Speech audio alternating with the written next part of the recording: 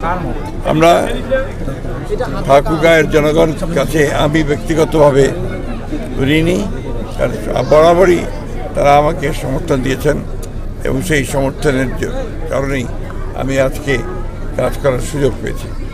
আপনারা সবাই, আমি অনুরোধ করবো ঠাকুরগাঁয়ের জনগণের কাছে যে আপনারা এই সহযোগিতা অব্যাহত রাখবেন। স্থানীয় সরকার নির্বাচন যথাসময়ে হবে, এটা আমরা আগেও বলেছি, এবং গণতন্ত্রকে তার প্রাতিষ্ঠানিক রূপ দেওয়ার কাজগুলো করা হবে।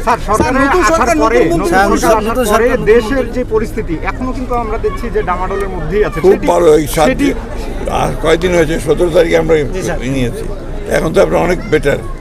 স্যার, দীর্ঘদিন ধরে শুনছিলাম রাষ্ট্রযন্ত্রগুলো রাষ্ট্রীয় প্রতিষ্ঠানগুলো ভেঙে গেছে। পদ্মা সেতু, মেট্রো রেল এবং এলিভেটেড এক্সপ্রেসওয়ে নির্মাণের গর্বিত অংশীদার বসুন্ধরা সিমেন্ট। এখন আপনি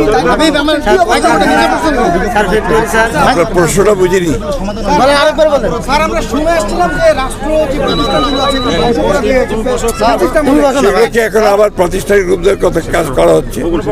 এনসিপি থেকে বলা হচ্ছে যে এই বিষয়গুলো সমাধান হয়েছে। হত্যার যে ঘটনাগুলো এগুলো সমাধান হয়েছে, আবার নতুন করে বিএনপি এগুলো তদন্ত করবে। ভাই, এটা এখন পর্যন্ত যেটা আমাদের হোম মিনিস্টার সাহেব, স্বরাষ্ট্রমন্ত্রী যেটা বলেছেন সেটাই হবে, এবং যেহেতু তদন্ত হচ্ছে, দরকার যদি প্রয়োজন হয় তদন্ত হবে। এখন তো এটা মূলত তো আপনার আদালতে আছে। এনসিপি বলছে যে এটা মীমাংসিত বিষয়, এটা নিয়ে আবার কেন বাড়াবাড়ি? এনসিপি কে জিজ্ঞেস করেন।